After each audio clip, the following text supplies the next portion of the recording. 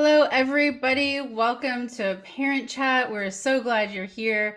We have a great guest today who's going to be talking to us about social emotional learning. But before we jump into that, I just want to remind you that my name is Sherry Gazit. I am a proud member of the Balance of Mind team that is working really hard to bring mental health resources to parents in our district and beyond. We have parents who are joining us from outside of Lake Washington, and we are happy that they are here as well because our mission has no boundaries. So welcome. Tonight, as I said, we're going to be talking about social emotional learning. And we have Dr. Bonnie McDaniel here, who is going to be sharing with us her wisdom that she has gathered over the years. She's also the founder and CEO of EmotionWise Coaching, and she's passionate about social and emotional learning. She offers one-on-one parent coaching for those of you who need some extra support, and she has workshops for parents and teachers. She's also on the Washington State Social and Emotional Learning Advisory Group. So welcome, Bonnie. Come on screen and let's get started. Bonnie, you're muted on your side. Thank you, Sherry, for that introduction. It's really great to be here with you on Parent Chat to talk about a topic that I am really passionate about, and that is growing empathy. So empathy, as you mentioned, is a social emotional learning skill. And when I teach workshops, I start off with cultivating self-awareness and building emotional regulation. And growing empathy is the third piece of that because it really builds on some of those other skills. So it is, I don't know about you, but when you heard the concept of growing empathy, that's not necessarily something that a lot of people put at the very top of their list of things that they want to teach their kids. It's kind of like, maybe it's something that's nice to have, but pretty far down there. And maybe there's not even that much to it. Like it's pretty easy. Most people are pretty good at kind of like checking out with other people or whatever. And so as I really dug into that, I discovered that there is really so much to it. It's actually really pretty complicated and hard and really super important. So I'm really excited to be able to talk about that a little bit with you guys tonight. With empathy. I love the name growing empathy that we came up with for tonight because you do kind of think, oh, I just have empathy. It's just something I need to use on a daily basis, but there actually is the ability to grow it and to get better at it if you know what you need to do. Yeah, exactly right. And yes, and as parents, maybe we're thinking, oh, I've got it all, I know I got this down. And maybe by tonight, when I started digging into it, I discovered that, I don't know quite as much as I thought I did about empathy. And maybe I have a few things to work on here too. So let's go ahead and dive in. So you can see my slides there, growing empathy. So what is empathy? Let's go ahead and jump right in. So starting off with a quote from Brené Brown, and she says that empathy is feeling with people.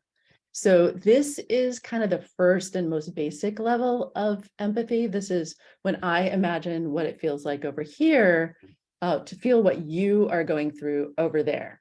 And so this is pretty automatic, right? Like your kid stubs their toe and you wince, right? You feel it, like your brain actually does produce a simulation in your own brain of what that other person is experiencing. So they feel something, you simulate a version of that feeling.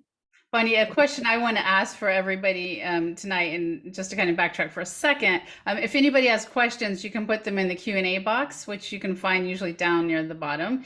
And we're also going to be asking you questions as we go, and you can put those answers in the chat box. And what you just said, Bonnie, is we feel it when our kids, like something happens to them. So let's answer the question in the chat box. What do you notice, like where in your body, or how do you notice it when your child is upset? Yeah, it's a good one. I mean, and with our kids, don't we feel that more than anything else? Sometimes it's like worse than when we get hurt ourselves. Right. Yeah, so that part, you can imagine like how that was something that was adaptive for our ancestors, right? So if someone, some member of our tribe is over there and they've got this look of fear or panic on their face, and our brains produce a simulation of that fear, that's going to give us a clue that we need to act right away. So they have the feeling, we read that feeling and we act on that feeling, and then we run away and escape the tiger that's chasing us. So that's like the first level of empathy. That's the affective aspect of it. But there's more to that. And so the second quote kind of gets it a little bit more to that. And that is, empathy takes courage. The courage to cast loose from the familiar moorings of yourself and your known positions and enter the deep waters of the other person, to be truly moved inside, truly affected in your own core. And that is from Rick Hansen. And there, I think we're starting to see a little bit of the complexity that's involved with empathy and how that can call on our own personal skills of emotional, like self-awareness, first of all, and emotional regulation. Like, what does it mean to really like let loose the familiar moorings of your own self, right? Like, what is that all about? We're generally pretty attached to the moorings of our own self, and our perspectives and our expectations and our to-do lists and all of those things. But what Rick Hansen is saying here is that to really move into this empathetic space, we have to open up some of that and calm like the chatter in our own brains and really sort of quiet that so that we can really tune in to someone else's experience. We can be open and curious, really try to work our imagination to see how someone else sees the world. So I don't know about you, but that introduces some complexity, some challenge to that. That's not always an easy thing to do, especially with our kids when they're feeling upset, to be able to find that calm so that we can really be curious about that other, that our kids experience. It also makes me think, Bonnie, the piece here to cast loose from your familiar moorings of yourself, like you've got to also let your own personal stories, the emotional baggage and the emotional stories you're bringing with you, you have to cast loose from those so you can truly see the life and the issues that your child is dealing with. Right, right. And we'll talk about some of the challenges that parents face in particular. I personally think that showing empathy for our kids can be the most challenging people to really enter into that empathetic relationship with. And so we'll talk about some of that in a little bit later. So just to jump to the third aspect of empathy. So we've got the feeling aspect, then we have this cognitive or imagination aspect. And the third is captured in this quote at the end. Is empathy is the art of stepping imaginatively into the shoes of another person. So we talked about that piece, understanding their feelings and perspectives, covered that, and then using that understanding to guide your actions. So the third part of empathy really is focusing on how you respond. So it's really kind of putting all three of the puzzle pieces together. It's like, I have this clue based on my resonance, the feeling resonance that I have with you about what you're feeling. And I'm going to turn on my imagination so that I'm really trying to enter into your meaningful framework, not my own, right? Part two. And then using my wisdom based on my resonance with your feeling and my imagination of your experience, I'm going to respond in a way that is going to be uniquely helpful to you, right? It's not what necessarily I would want in that situation, but it's what I think you would want in that situation. So it's like, the golden rule, like do unto others as you would have them do unto you. This is beyond that. This is more advanced than that. This is doing to others, like responding to them in a way that really captures what you have learned about them and their experience. So tricky, right? I like that. How would we re-say that? Do unto others as they want done to them. Trying to think like how would we reword that? I'm gonna think about that one. Yeah. See if you can, maybe someone can offer that wording in the chat. Yes, that'd be great. All right. So let's take a look in particular about some of the ways that empathy can really matter for parents in parenting and showing up with that sort of open and accepting space where you're allowing the other to kind of just wash over you, right? So first of all, it can be calm and comforting when your child is in distress. So a lot of times our kids come to us, they're experiencing some kind of distress, they're upset, they're frustrated. And if you can adopt this calm, accepting presence that is really open to your child's experience, your child can pick up on that calm. And I know we've probably heard or mentioned already that emotions can be contagious. Like our stress can be contagious, our kids can pick up on that. Well, our calm can also be contagious. And really, this would be something to maybe play around with, like if you can intentionally bring some of that calm into your space, into your interactions, see what effect that has. Just notice, like look for it. Does it have a calming effect? It can be pretty powerful, actually. The second is it can strengthen your relationship, build trust, and reduce power struggles. So if your child experiences you as that calm, non-anxious presence, at least some of the time, and your child can see that you are really curious about understanding his point of view, that's going to allow him to really feel seen and really feel felt by you, like you really get it, like you get him or her. And that can really help build that really felt sense of connection. So I don't know if you've had some of those moments, Sherry, when you really feel like someone just gets you, like they're tuning in to what you're saying. That can feel really good. It does. It feels like, wow, I'm seen and I'm heard. And for our kids at school, many of them go through the whole day at school where they don't really feel seen and heard. So if you can offer to them at home, what a gift. Yeah. And the third thing that I think, especially with our kids, we've talked about this a lot, Sherry, how like their brains are developing, right? They a lot of the sort of advanced prefrontal cortex and the high level reasoning skills and empathy skills and moral reasoning, those things they take time, a lot of time to develop. And so they're still growing. And so the way that we show up with our kids and for our kids can have an impact in how they learn to regulate themselves and regulate their own emotions. So when you create that space for kids to really, when you're tuning in, you're like, oh, what's that like for you? And you're asking questions.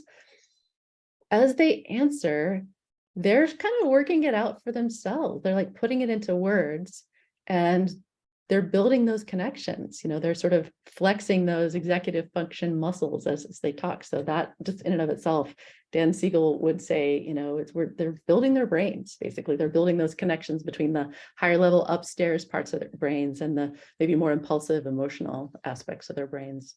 So we kind of act as the connector to the two. Like sometimes when that's offline for them, we step in. Okay, we're going to help you connect the logic to the emotions here. Yeah. And it doesn't feel like you're doing anything, right? It's like, oh, I'm just sitting here calmly listening to you Right. talk about your experience, right? But when you think about it from that perspective, that's actually doing so much. It's really doing a lot in terms of helping them literally build the connections between those lower parts of their brain and the upper parts of their brain that we want them to develop. So when you think about it that way, it feels like you're maybe doing more than you think Right. in those moments. Finally, leading with empathy in interactions with our kids can make it easier to problem solve. So just like we talked about that impulsive part of our brain and then the higher level part of our brain, the upstairs brain, that can go offline when you're really upset. I know we've talked about this before too, like flip your lid, right? You can just no Yeah. longer have access to those high level reasoning pieces. So if you're in that space and someone shows up and they're calm and they're soothing and they're asking you questions that are engaging that upstairs brain, then that is available to help sort of think through whatever, if there's a problem that needs to be solved. So those are just some of the ways that it can be super helpful to show up in this way with our kids. I'm looking at this list. This is a powerful list. This is why it is worth learning this skill. It's a lot, right? Yeah, this is great. So how do you do it? What are the steps involved? So this is I just want to run through this and you can think about, are these things that I do? Are these things that seem like something I maybe want to try if it's not what I'm doing? Something that we talk a lot about is how oftentimes our kids come to us, they have a problem, they're upset, and we immediately want to just like, let me help you fix that. Yes. But so this is just an invitation to consider these other steps before you move into that problem solving step. Yeah, and as we go through these, like Bonnie said, kind of reflect on your own parenting. Which of these do you need to work on? Which are you strong with? So if you can put in the chat box, let us know what is the best one that you feel like I'm got an A+ in that, and which one is the one that perhaps you need to work on the most. Right. So the first one is tune in, right? Tune into your child's experience and your own. Like this is a two-way street, right? So sometimes I just think about like putting my hand on my heart and then putting one out here, just to remember that there's stuff going on with me and I own that. And then I'm also keeping a focus out there. So it's like a double focus.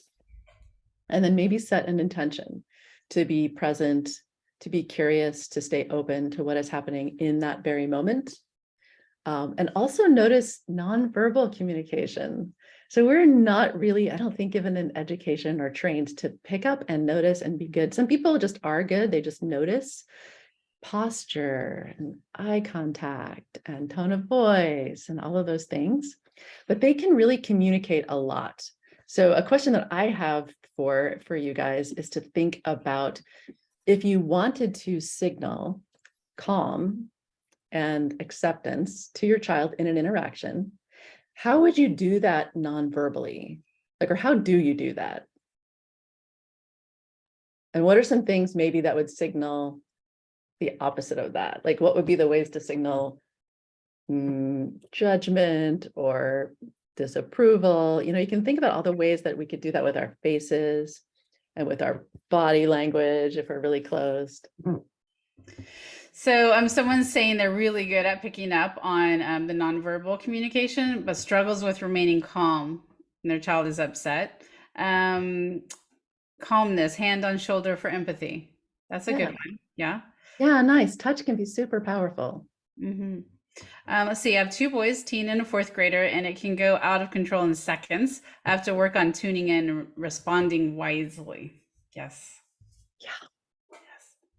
All of us can understand that. It takes practice, man. It really does. Yes. Like, I don't know. I wasn't great at this immediately, and I'm still learning. So yeah, it definitely is something to. It's for the courageous at heart to Yes. really keep working at this stuff.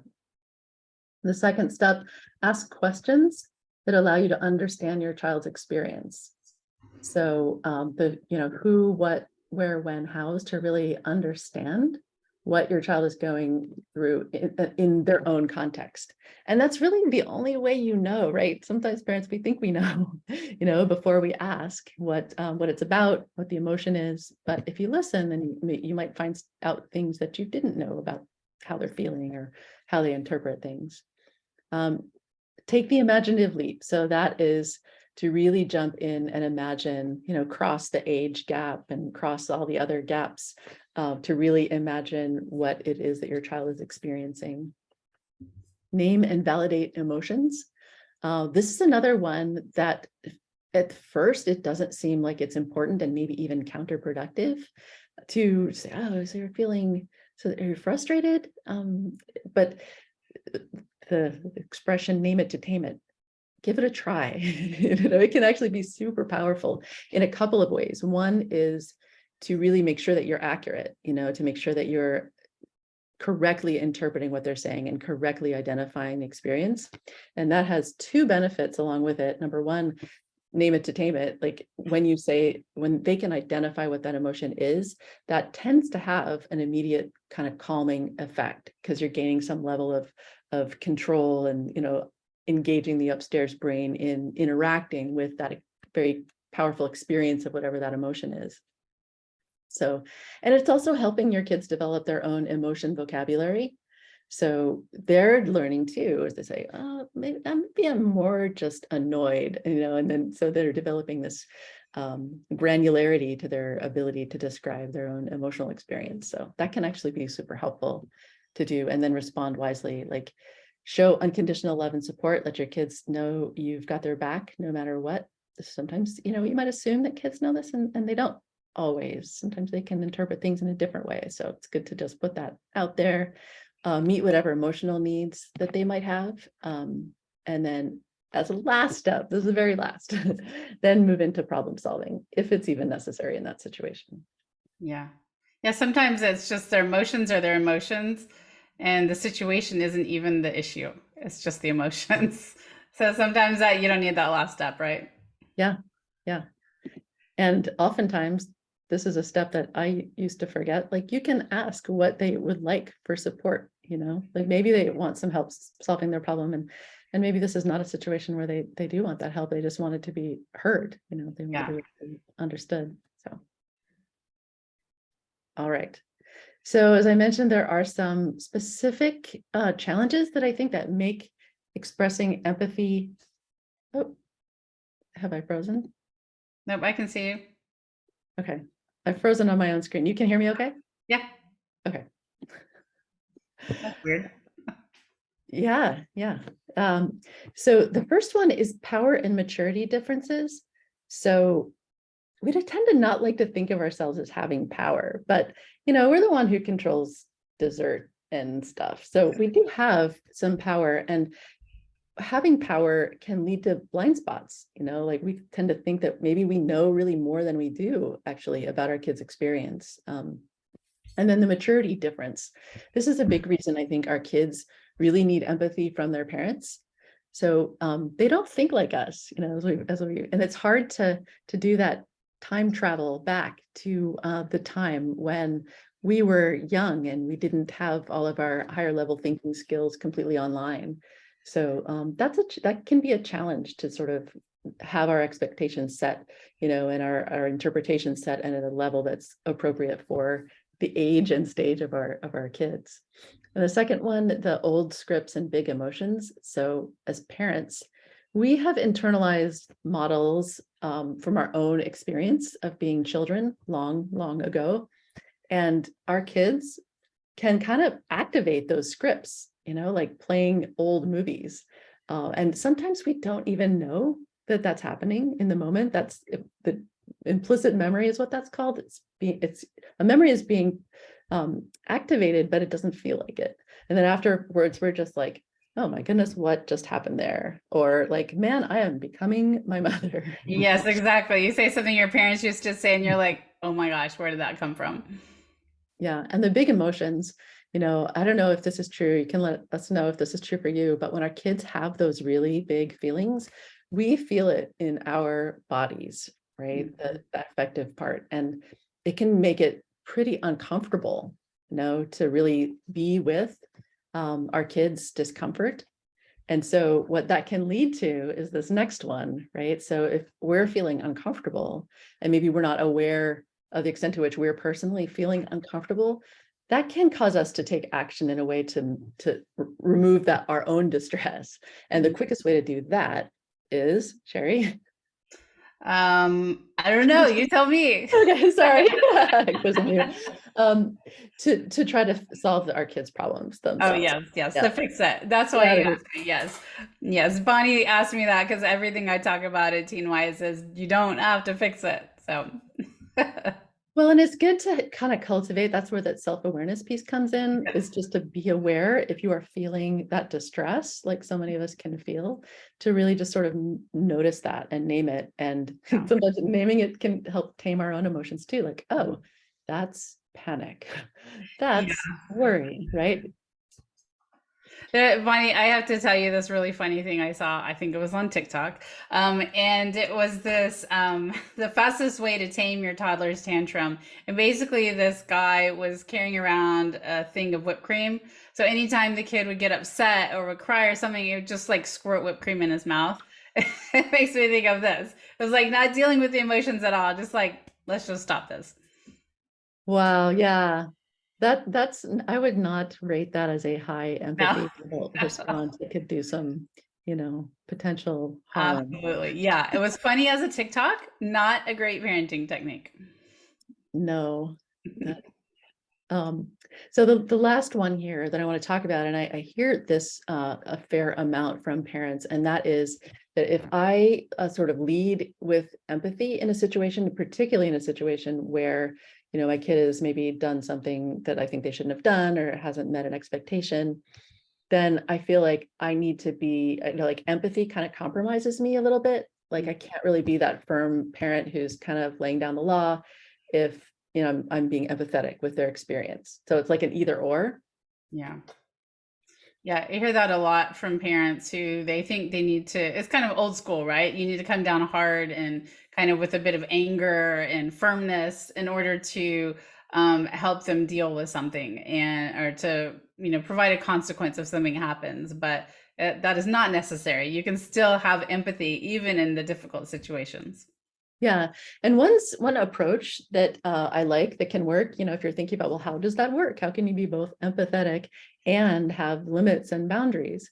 Ross Greene has an approach that's called collaborative and proactive solutions. I think it used to be collaborative problem solving.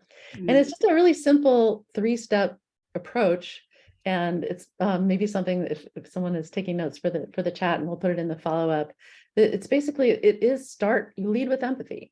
You say, I observed this happening, whatever it is. What's up with that? What's going on?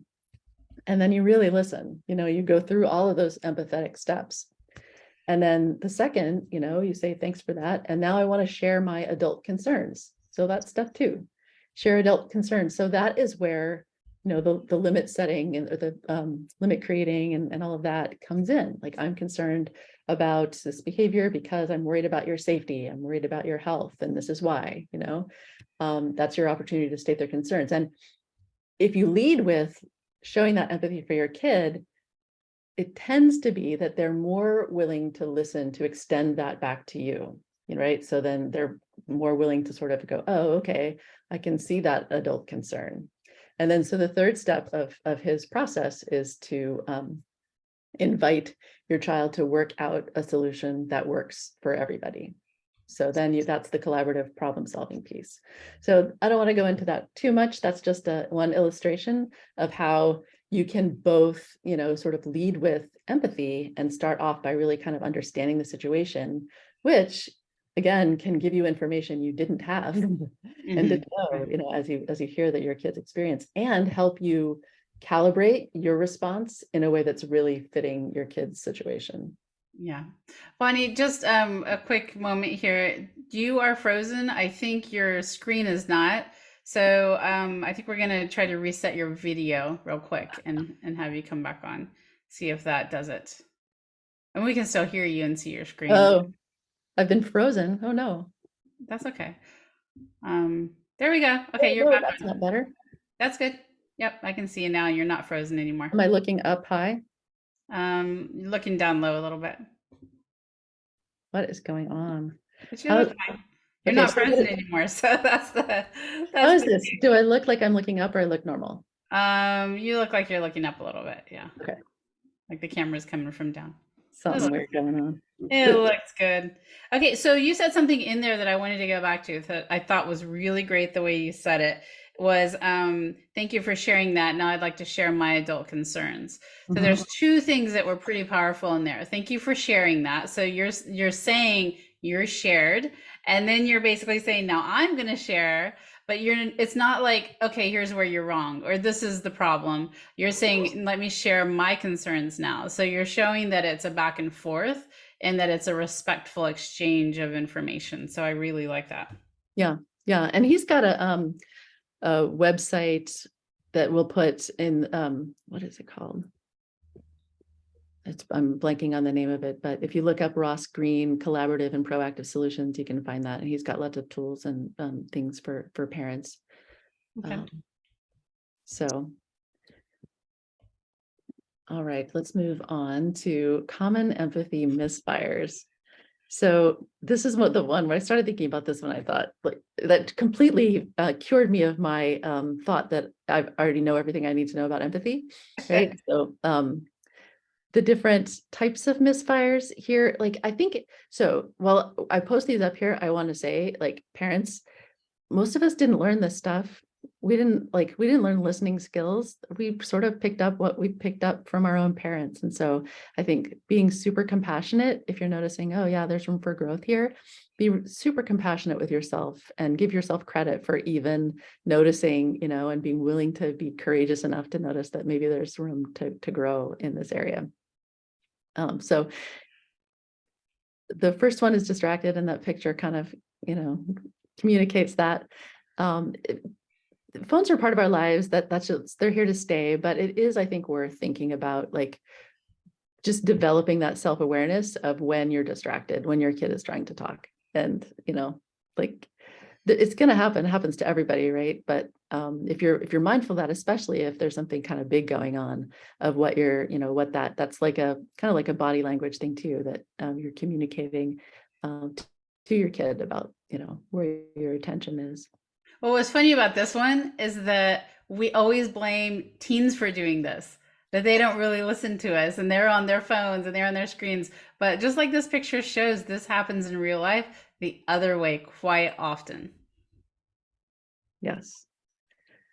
So the second one is upstaged, and this is when someone starts to tell a story, and that reminds you of your experience, and then you start talking about, oh yeah, that reminds me of when I was your age, and this happens, which there's a time and place for that. I think sharing our experience can be really valuable as long as it's not, you're not kind of just pulling the attention away from what they were saying, and now the attention is now on you and your story. So.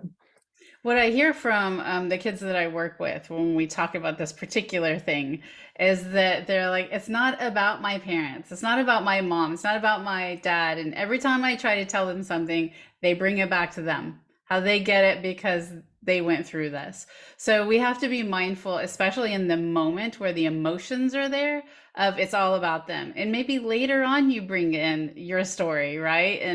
And from what I get from teens, it should be short version of your story, and it's great to add the emotions in there that you are feeling. Yeah. And that's another, I think that's another instance of where it's super helpful if you've got that awareness on yourself to be really thinking about, like, what is it that, what's the difference really between my kid's experience and mine, and I like to tell this story because I feel like it's going to be really helpful and instructive, right? Like, I've been through that and I want to help you get through this. Yeah, Like, I've got this one. yeah. But a lot of times our kids' experience, number one, really just is, it's quite different. The world that they're living in is different from the ones that we grew up in. And it's helpful for them to work out their own solutions a lot of the times to whatever the situation is. So. There's that piece of instructing, like we feel like it's going to be valuable that way. And there's also a lot of times we as parents do that because we're like, oh my gosh, I get to connect with my kid this way. Mhm. And I can think of a time for myself when we lost somebody in our family very unexpectedly. And so when people would talk to me about it, they would bring in, oh, my so and so passed away a couple years ago, and it was very jarring actually in that situation. But when I think of how that felt in that situation for me, I can see how it would be for a teen. Like, you're not getting it. This is not about that thing you went through 20 years ago. This is about the here and now. Yeah. Yeah. And again, it could be like, some of it could be your own sense of distress yourself that's moving you to sort of move into your experience, which is something that you're more comfortable with, rather than really just being with what it is that your teen is expressing or what they're feeling. Yeah. And like Anna says here in the chat, often I think we bring up our stories because we want to show that we get it. Absolutely. It comes from a great place with great, compassionate compassion that we're trying to show for our kids. But when we do what Bonnie's saying, we step into their shoes, we see how they're seeing things. That's not how they're receiving it. So we just have to keep that in mind. Yeah. And it's not a never ever do that. I think that there are definitely times when you want to, just like you say, and I like, you want to communicate that, you get it, but just make sure that you're really tuning into, like, you've decided that this is a good time to do that, to sort of help your kid with where they are. Yeah. So the next one, the fixer, that one we've talked about a little bit already, that tendency to just want to move in really quickly to solve the problem. And on that, we've discussed in the past a study where that watches kids trying to solve a problem that they can't solve, and their parent is sitting there, and they try to assess the stress level of the kid and the parent, and the kid's frustration. Like, inevitably what happens is that the parent steps in and tries to help the kid with the problem. And when that happens, the parent's stress level goes way down, but the kid's stress level goes way up. Right. So that's kind of an indication of, like, stepping in isn't always something that is actually going to feel really, really good and really helpful. Yeah. And it doesn't give them the opportunity to work through it. And it actually gives them the message, oh, you can't do this. Let me step in and I will do it for you. Right, which I don't think any parent intentionally is trying to communicate. Right. No, we are, I think, genuinely almost always like really truly trying to be helpful. Yes. And then it does seem like a problem we can solve, right? Because we're adults. Right. We figured some of this stuff out, but yeah, that's a good thing to be careful of. And the next one is the minimizer. This is another one that can happen, especially if you're, experiencing something that's makes other people a little bit uncomfortable. To have someone say like, oh, it's not that bad, you'll get over it, it could be worse. Again, I think the intention there is often to help that person feel better by giving them a different perspective on that, but that can feel like you're not really treating their emotional experience really seriously, or you're dismissing it. So another one to be aware of. So I'll pose that to the group, see if there's any brave souls that are willing to share if they see themselves in any of these. Yeah, Or yes. So Anna said this is really smart, that one thing she's going to get better at is start asking if they want help solving the problems. Even that gives them some power over the situation, right? Which is great. We've got minimizer. See that a lot. You're okay. It's going to be okay, right? Reforming fixer. I love that. That's great. yeah, I mean, I can't stress too much that all of these things come from such a good place. And it really does take that empathetic leap to really be curious about how, not just what are my intentions, but how is this landing? Like, how am I coming Yeah. across? And a lot of times if we ask, our kids will tell us, Oh yeah. what is that like? Oh yes, they will. All right, so the last one is some ideas about teaching empathy to our kids. So let's divide this into 3 different ways that we can teach empathy to our kids. And the first one, and which is why I spent most of the time tonight talking about how we can show empathy to our kids, is modeling is super important. So that is, if they see you modeling empathetic curiosity and empathetic sort of action toward people, then they'll get the idea that this is something that is important, and this is something that that you value as a family, and that is important to you.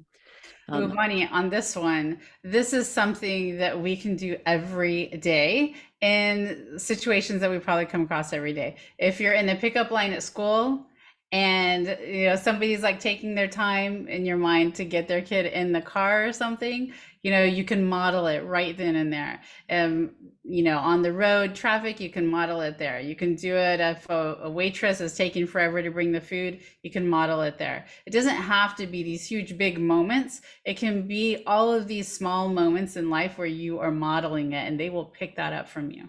Yeah. And just those questions about the curiosity about the experience of the person that's behind the behavior, right? Yeah. Because so often we just notice whatever the behavior is, and maybe we can be quick to label it, with something that does not necessarily capture the possible complexity of the person, right? So if we can express some curiosity about the experience that's behind the behavior, and even in some cases a willingness to take some kind of action. It doesn't need to be a big thing, but maybe it seems like that waitress is having kind of a bad day. I think I'll be extra kind, just so that they see that completion of it is not just being curious, but also then moving to take some kind of action to be helpful. Yeah. And depending on the situation of the person, maybe just a little step, or maybe something bigger. The second one is the tune in, and we've talked about what that's all about. And that is when you're in those conversations, or when you're with your child,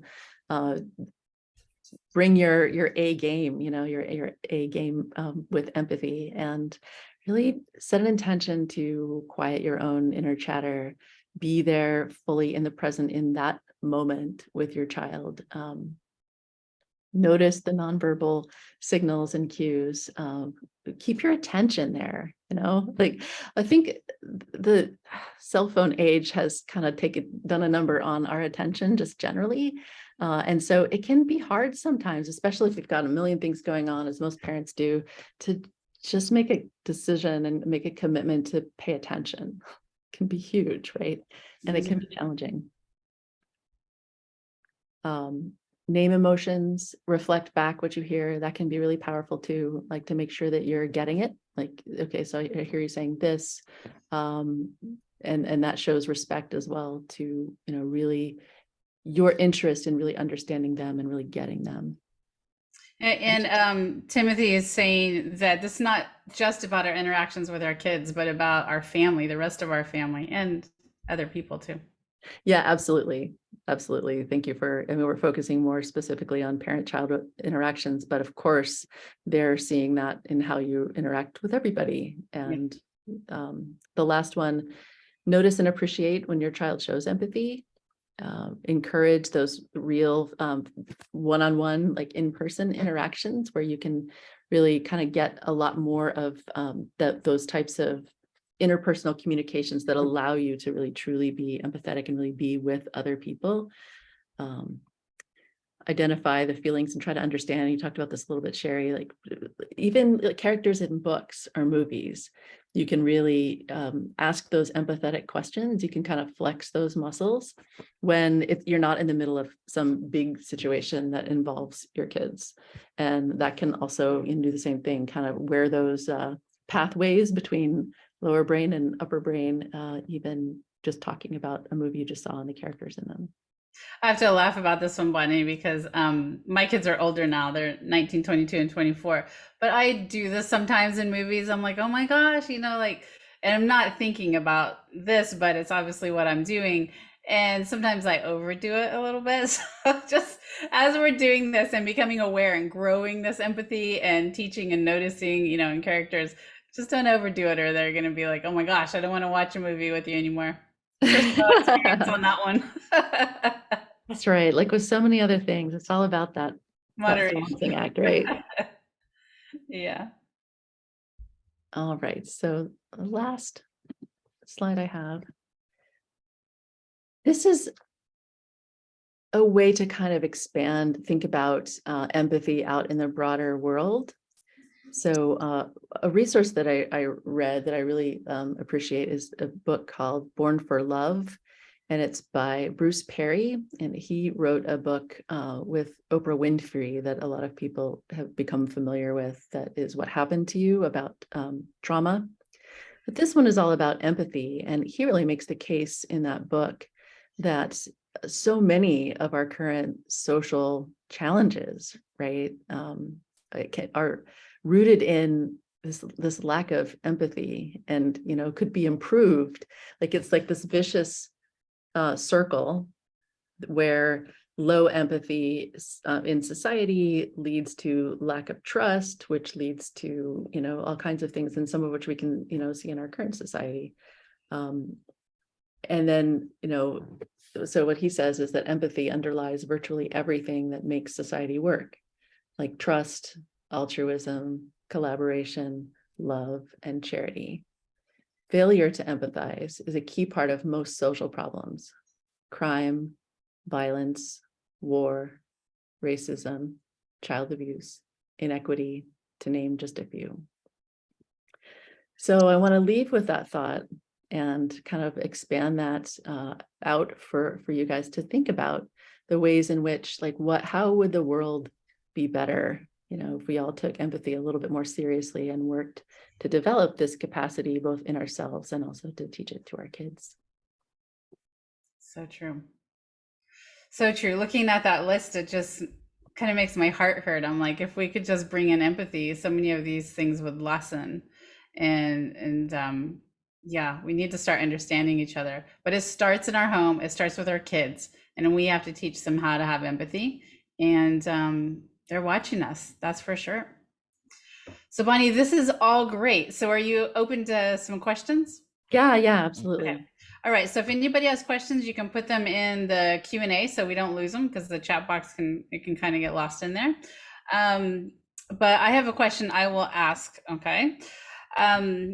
So my daughter is 15 and is very sensitive. These are questions that we've gotten ahead of time.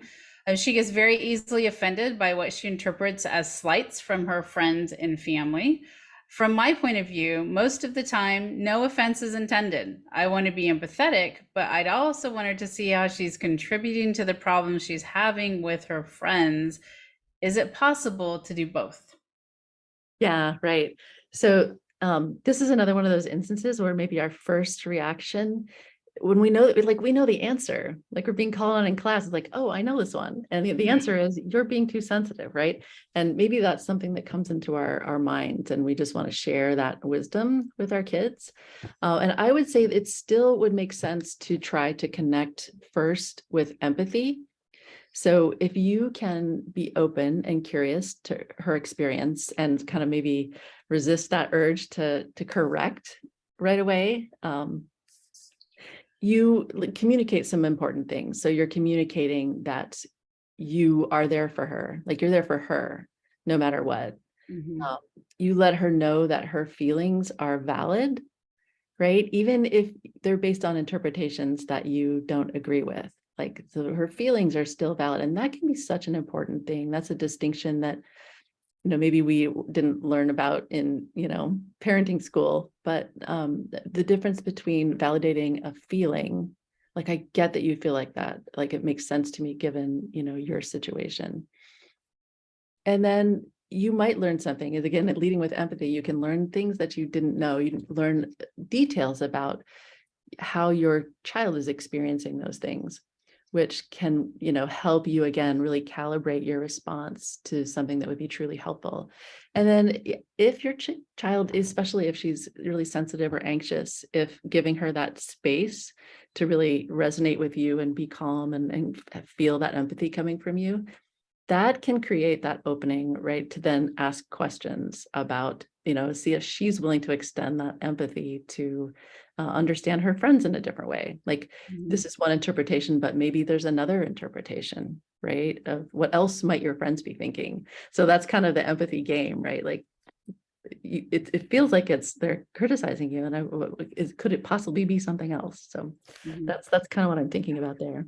Yeah, and empathy first, because friendship is something that I work on a lot in my private practice.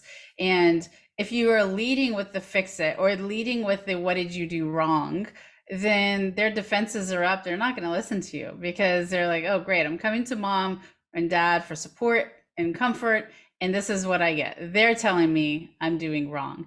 So, but if you start with empathy, then you can lead into that and maybe exploring it, asking questions versus the let's fix this, like you said. If you start with that, you're going to lose them and they're going to stop coming to you. They're going to stop talking to you. Along these lines, I actually have a webinar I'm doing tomorrow. I wanted to tell everyone about. It's called Girl Drama, how to support your daughter through the ups and downs of friendship. And just like Bonnie is talking about, one of the things is you've got to listen and have empathy and validate their feelings. So I'll put the link to register for that in the chat box in case anybody's interested. All right, so let's move on to another question here. Okay, hold on. Let me look at our Q&A box here.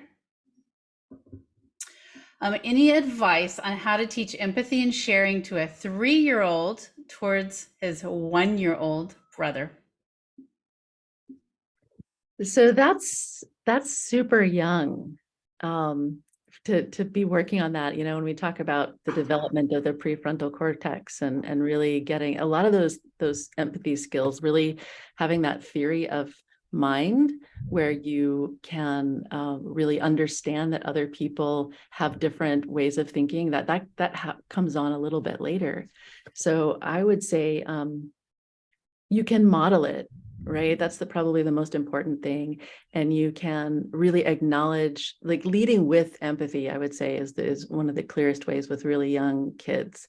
Like, oh, I see that you're really frustrated, and maybe give them those names for those emotions. You seem really frustrated because, and maybe help him give some language around those words.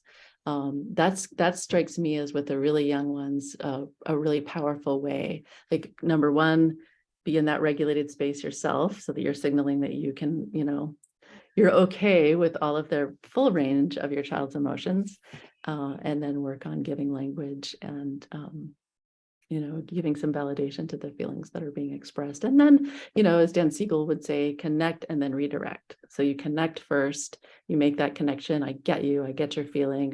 It looks like it's because of this or that. And then and we have, these are our family rules about behavior. So. Yeah. And at that young age, I think the role modeling really goes a long way of how you're handling their temper tantrums and if they hit their brother, that you're there with that empathy. Okay. Next question here.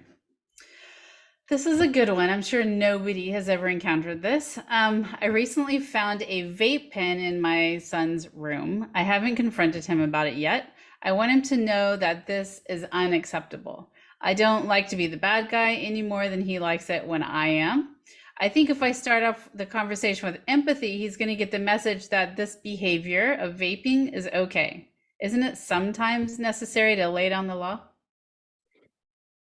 So yeah, and we touched on this a little bit already, and I think this can be a really hard one. Like we feel like, okay, this is when I have to be, put on my black hat. Like we only have two, and one's white and one's black, and this is an occasion where we got to, it's our obligation to be the bad guy. And again, I would say, you first of all, your family and your kids best, and you have so these ideas are really, they're invitations to you to think about, could this work? Could this be effective in my family? And really see, what your, inner wisdom says as a parent. But the idea that it would be possible in this instance, maybe prepare yourself for it, like have some intention around how you want to be in the situation, and then show up with the, I noticed this is what I saw. I want to know what's up, and then the tone of voice and the posture and the body language, all of that is going to, think about what it is that you want to communicate in that instance. And, be mindful of all of that as you have this conversation. And then listen really carefully, because you might learn something about what's going on, why, what is the attraction. And with something like vaping, there could be different motivations. It could be just, your child's trying to experiment, or it could be maybe this is a way that they connect with their friends, or maybe they're super anxious and this is a way that they're trying to moderate or medicate their anxiety. So it can, leading with empathy, if you can ask those questions, it can give you some of that information that would be hard to come by otherwise. Mm-hmm. But then certainly as the next step of sharing your adult concerns, and be really honest, and hope that because you've been empathetic toward them, they're going to be willing to be empathetic toward you and listen to your adult concerns. And there can be certainly a place for, if a limit or an expectation hasn't been met, or a limit has been crossed, then if consequences are something that works for your family, then those can happen.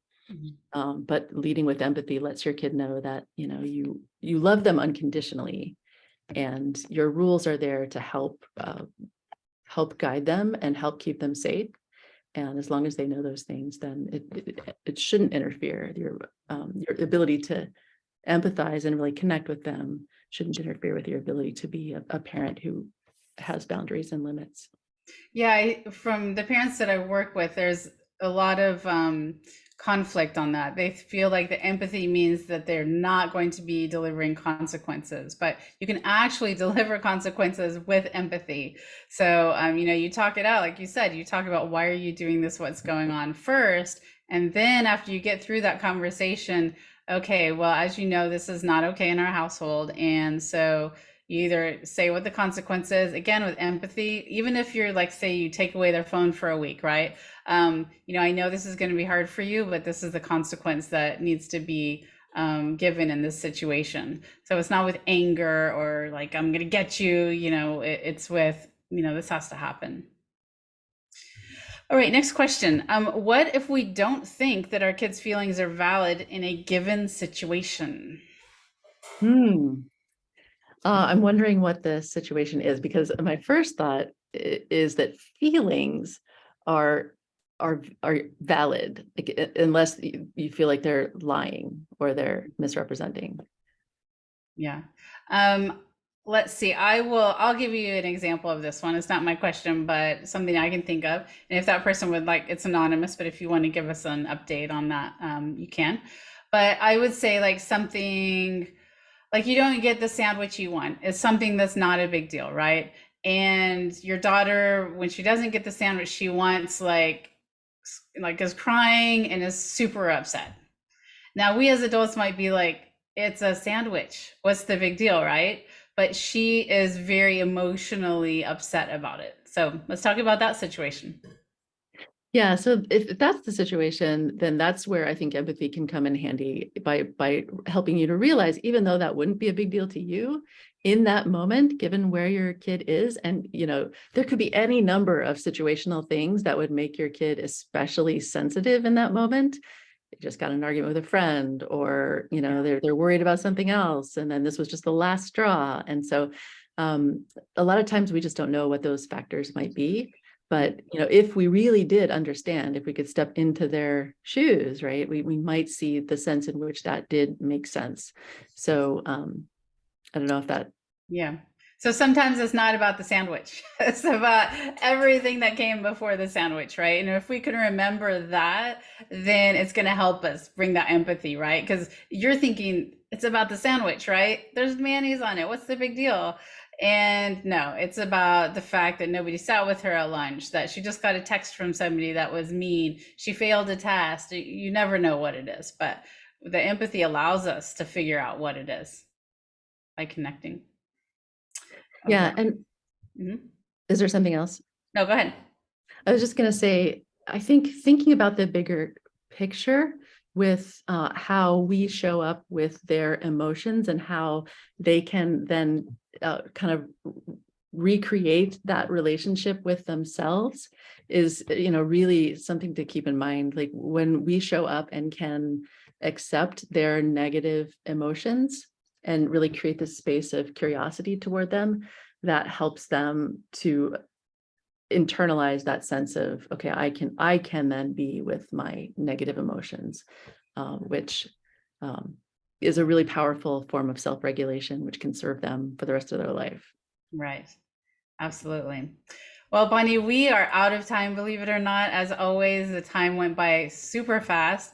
I would ask for anybody who had an aha moment to kind of leave something for us in the chat box, just an aha moment, so that we know what resonated with you. It's always great to see that. And we also want to remind you about the upcoming parent chats. So we have one that is with Dr. Smith, who's talking about how to support your child athlete. And this is, it's not just for people who have super competitive athletes, it's for anybody who has an athlete, any level, how you as a parent can really be there to support them to, get out of their comfort zone, to be on the sidelines, whatever it is they need from you, that we have a better idea of how to do that. Any last thoughts, Bonnie? No, it's a pleasure to be here on Parent Chat. And I want to thank all of the parents who showed up tonight and who gave this topic some thought, and who are brave enough to think about growing empathy in their family. That's fantastic. Oh, there's also one other, and if we can have Anurada, can you put it in the chat box? There we go. On November 8th, we're also having supporting your grieving teen. This is a hybrid event, so it is being held at the Lake Washington School District Resource Center and via Zoom. So this is how to support your child if they are dealing, with the loss of somebody that they loved, and how we can support them through that too. So thank you to all of you. I really appreciate you being here, and we'll see you at the next parent chat. Thanks, Bonnie. And I'm going to share my screen. If you can take yours off for a second, I will just share mine. Good night, everyone.